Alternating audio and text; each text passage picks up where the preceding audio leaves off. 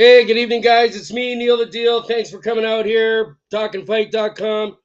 Excuse me. Boxing 101 with me, Neil the Deal. Mondays, obviously 8:30, and here we are talking about the big fights on the weekend. The big fights coming up. The predictions I had, we kind of were up and down, obviously, guys. If you watched the last episode, but that's all right. We're still way ahead of the game as far as laying our bets, and that's all you got to be. You got to be 60%. That makes you a pro when you're a better. So keep it up. Hopefully, So let's talk a little bit about what happened on the weekend. We all know that it was the huge fight of the year, and there was so much anticipation. There was so much build up. There's it really I liked it. It was good. I liked it.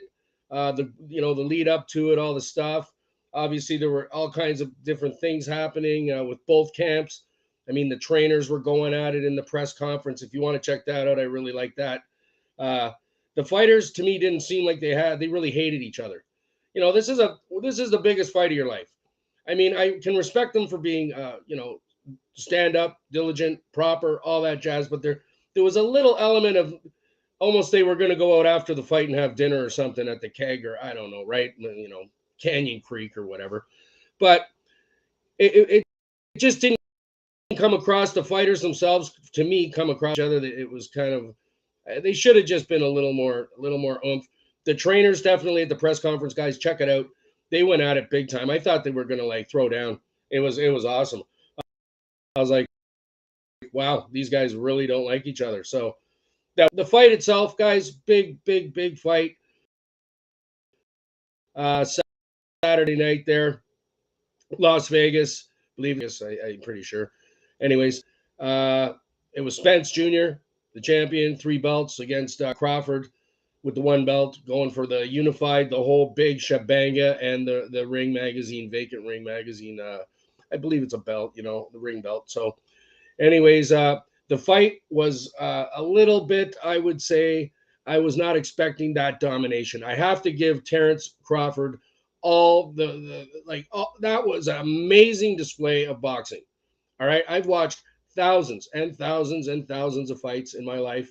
And I'm telling you, that was a tactical, strategic, absolute shillelaghing destruction of Spence. And they had a great game plan going in. I knew he was going to be really, really tough. I mean, I called Spence. I lost. But Spence, I didn't look into a couple of things that at the end of the day probably was a bit of a deterrent. I mean, he kind of fought enough, kept up his chops enough. He kind of got a little complacent, I think, just a bit. He also, I don't think he had the greatest game plan going in, and because of he's a natural 147, I liked him. I just told you guys that I thought he had to take Crawford's body. Yeah, he's got to hit Crawford in the body. He couldn't even get near Crawford's body. Crawford was out of control. He dominated. His counter punching was the best I've almost ever seen. He was blocking shots like Spence did not have a chance. Next thing you know, by the second, third round, I mean, the first round, we all know Spence came out. He came out really well. But again, Crawford, he's known as a bit of a slow starter, but it was a complete wipeout. Honestly, I was completely surprised that they even let it go as long as it did. I mean, 4 knockdowns. Spence had never been knocked down in his career. Crawford was just throwing overhand rights, doubling up on the right hooks inside. He was listening to his trainers, you could tell, because in between rounds they talk in the corners, and he was doing exactly what his trainers were telling him, and he was very calm, cool, and collected. I got to say, it was a fantastic display. I loved the way at the end of the fight, after the fight, he was so gracious with everything, thanking God, of course, God number one, myself too. I wouldn't be here without God. And thank you, God. And he did a fantastic job just all around, and he did have a lot of question marks earlier on in his career. Guys were sort of not thinking he was the guy. He really didn't have the talent. He kind of had to move his way up. But man, did he has absolutely, he's convinced me. He's definitely pound best fighter in the world, no doubt. I'm going to tell you too, Here's just a quick question, guys. If you want to comment in or anything, feel free. And or next week we'll talk about it. If I was thinking now, if Floyd Mayweather was in his prime at 35 and Terence Crawford was in his prime at 35, which he is right now, and they had a fight, a huge mega fight, who would you take between those two guys? Well, I'm going to wait for next week to give you my answer. But anyways, who would you take? Mayweather, Crawford in their primes. It's an interesting fight. But Crawford he really pulled up his socks that night, like Saturday, and he showed me that he is definitely one of the absolute best in the game right now. So congratulations to both of you. Spence, I hope you're all right. I know that you were having some eye problems before the fight too and stuff. All these little factors. He did look a little beaten and bruised by the third or fourth round. So his vision eventually was impaired, and Crawford basically looked like he was just, it was like a day at the office. I don't even think he sweat that much. It was unbelievable. And his accuracy, his punching accuracy, I believe it was almost 60%. Like landing his eyes, he landed something like 60 or 65% of his power shots. Like this is unheard of numbers. And he tactically took him down in every facet of the game. I mean, he just got outclassed big time. So all to you guys, it was a great fight. I hope you guys enjoyed it. If you haven't seen it, check it out. I'm sure they have a full length on YouTube. Any of the other platforms maybe have it. Check out some sites. Go to Top Rank, different sites like that. They should have the full fight. But man, very, very interesting. I'm not 100% surprised by any means. And I'm really looking forward to Crawford's going to fight next. That's the big question.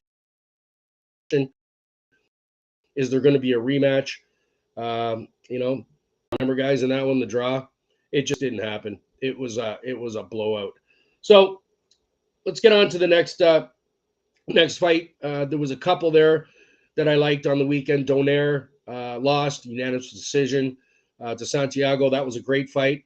I was surprised that Santiago was able to get inside so well because he's a shorter guy, and Donaire has that wicked left a power hook. I was surprised that Santiago basically walked through his power, and there was a big age difference. Obviously, Donaire's getting up in age, but it was a good fight. It wasn't a blow up by any means, but Santiago he did win the fight. He pressured Donaire, and Nonito just didn't have an answer. Congratulations to Santiago. Great fight. Check that one out as well. And we also looked at the Sinisa Estrada one. I really like her. Guys, I was talking about her on the Friday night panel with Tim. She's a woman's fighter, and she's really moving up the ranks, like big time. Like she's really kicking it up a notch. So keep your eye out for Sinisa. I believe she won a unanimous decision, 10-rounder, 8-rounder, whatever it was exactly. Can't remember. But I watched the fight. She had a great fight. She basically took, almost every round. There were some moments where the other fighter was giving it to her, like she didn't back down, but she got backed up. You know what I mean? So congratulations to Sinisa, and looking forward to your next fight as well. So that was basically on the big fight was the one. So let's move on to this week and see what we got on the skid. It's looking a little, not like there's fights all the time around the world and stuff, and I just like to talk about a few here at Talkin Fight. I hope you enjoy it. My opinion of what's interesting fight, guys. It's interesting in many ways. It's going to be from the American Airlines Center in Dallas, USA. That'll be Saturday, August 5th, 2023.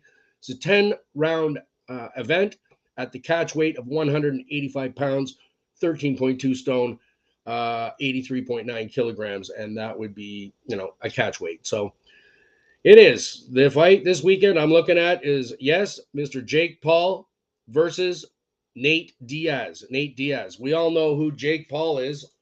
He kind of runs like me. We're YouTube guys. He's obviously not as good looking as me.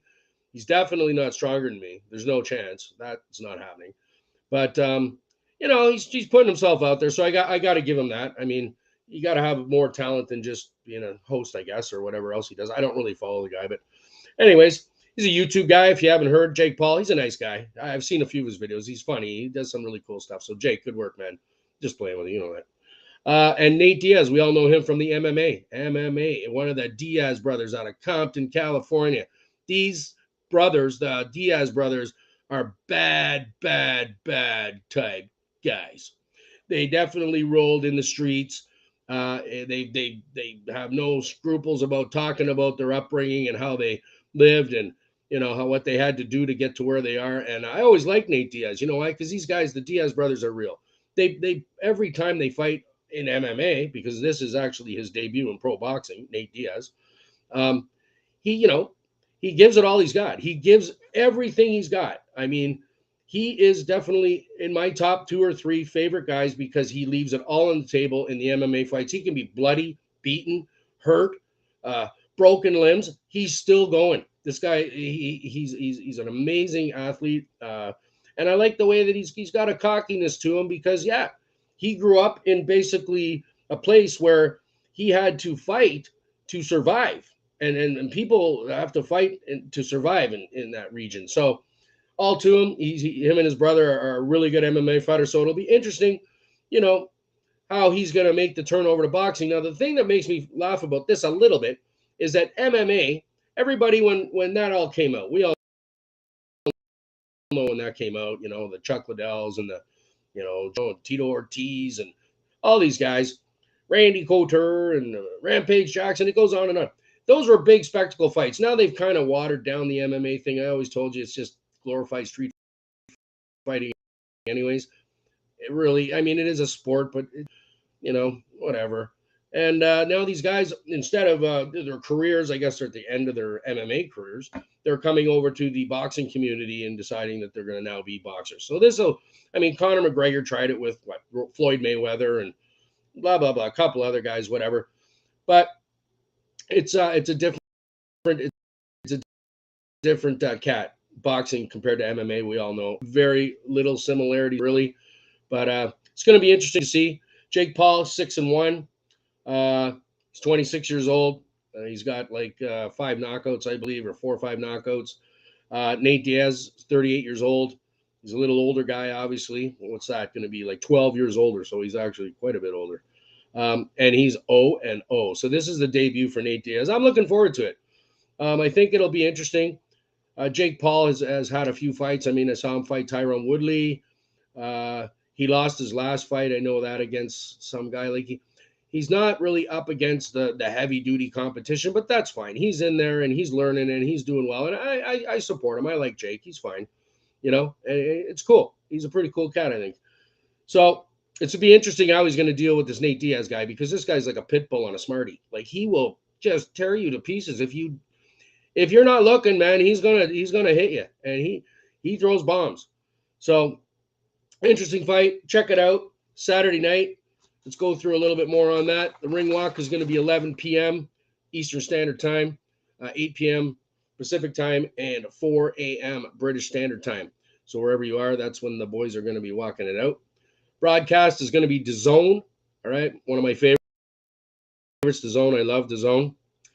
Pay-per-view. It's a pay-per-view event. That'll start on DAZN 9 p.m. Eastern Standard Time, 6 p.m. Pacific Standard Time, and 2 a.m. British Standard Time. So you can also stream it on the DAZN app as well as all the other ones. You guys can check it out. But yeah, get that done. Now the odds on the fight, we got Jake Paul minus 330, minus 330, and Nate Diaz plus 260. Now the 260 is kind of attractive, because really anything can happen in a fight like this. These guys are really not professional fighters. So that lucky punch could happen. I don't know. I think Jake Paul will win this fight.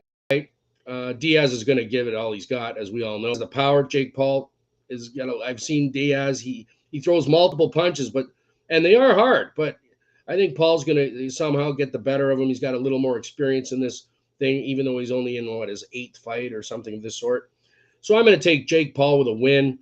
It's going to be a unanimous decision. I think it'll go all the way. I think Diaz is tough enough to stick it in there.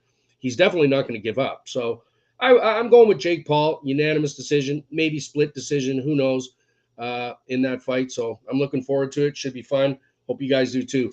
Now, there's undercard fights that night too, and I really like them. We'll go over those quick. Undercard, it's the second time they fought. Amanda Serrano versus Heather Hardy. Now, Amanda Serrano is one of my favorite fighters as well. She's a veteran. She's a multiple title winner in multiple divisions. She's a gem, a real gem. If I'm not mistaken, I know Layla McCarter, who was on Brooke's show a couple of weeks ago. If you guys get a chance, watch Brooke's show. Layla McCarter's interview with Brooke on No Mercy, right? Brooke Deerdorf. Amazing. It was a great interview. And Layla McCarter, I believe she did fight Amanda Serrano earlier on in her career. I believe she lost. She talked about it. And Serrano's been around, and she's got a big record here. So she's 44-2-1 with 30 knockouts. She's 34 years old. Gives her a knockout percentage of 65%. And she's fighting. This is going to be in the featherweight division, by the way. Heather Hardy. Now, Heather Hardy, I kind of heard a rumbling, but I didn't realize she's 41 years old. So she's out there fighting at 41. So good for Heather. She's 24-2. She only has 4 KOs, so I don't think she's got much power, but she's got a lot of wins. So it could be interesting. It is, again, flyweight 126 pound, 9 stone, or 57.1 kilograms. Now, the ring walk for that one, guys, is going to be 10 p.m. Eastern Standard Time, 7 p.m. Pacific Standard Time, and 3 a.m. British Standard Time. That's on the same card, so it will be earlier than the main event. And that'll be on DAZN pay-per-view, so you guys can check it out. Amanda Serrano, odds minus 1,000. Got to put down 1,000 to win 100 with Amanda. Jennifer Hardy plus 750, plus 750. I don't think there's any doubt here. Amanda Serrano's going to win this fight. I'm going to take her knockout 6th round, 7th round. I think she's gonna have a big one. And this is fight 2, so they have fought before. I'm pretty sure they have fought before. This is fight 2. This is right. So we'll see what happens. I think Amanda's going to come out the winner. So check her out. Might not make a lot. There could be some prop bets or this or that. Just marry it up with something that you feel comfortable with, and there you go. You got yourself a little bit of beer money or whatever for the weekend you want. Take the kids to Dairy Queen, whatever, right? All right. So the last fight I'm going to talk about, guys, it's also on that card. It is. It's an 8-rounder. It's between Ashton Silva and William Silva. It's in the lightweight division. Here we go with the lightweight division again, guys. These guys are up and comers, but I'm liking this Ashton Silva. He's got some power. It's in lightweight 135. All the lightweights are so many, and there's all these guys coming up in lightweight. I don't know, that division and the welterweight division, they're just stacked. So he's fighting a veteran here. William Silva is 30-4. He's got 18 knockouts, and I'm really looking at that as just being. Oh, here we go. So Silva is signed to Jake Paul's MVP Promotions. Interesting. So that's yeah, Silva. So yeah, that's interesting. Is it Silva or Silva? Which one is on Jake Paul's? Was it Silva or Silva? Anyways. Silva and Serrano. Oh, and Serrano. Thanks, guys. That's awesome. Yeah, right on. So he's definitely, yeah. Okay, I got you. You spelled that wrong. All right, cool. Yeah, so interesting. So Jake Paul's promotional company has a couple of fighters signed to here on the bill too. So that, all the best to him. I hope it goes well. So enjoy the fights. It'll be interesting. Like I say, a YouTube guy against a MMA guy. It's kind of a bit Mickey Mouse Boxing Club. We know it's like, it's like going to get an ice cream or something. But we'll see how it works out, guys. Literally, like I say, I don't know what's happening with these kind of things. They're not really big fights to me personally. I kind of think they're more of publicity stunts, to be honest with you. And I've always said boxing is the #1 sport in the world and always will be. MMA is definitely second rate, unfortunately. I mean, all to them, they're very talented people, but boxers are definitely on a different level, as we all know. So thanks a lot for coming out, guys. Really appreciate it. Don't forget to like, share, subscribe, hit the notification bell anytime you want to check me out and any of the other Talk and Fight hosts here at talkandfight.com. All the shows are going great. I want to thank all the hosts. I want to say hi to a bunch of my buddies out there.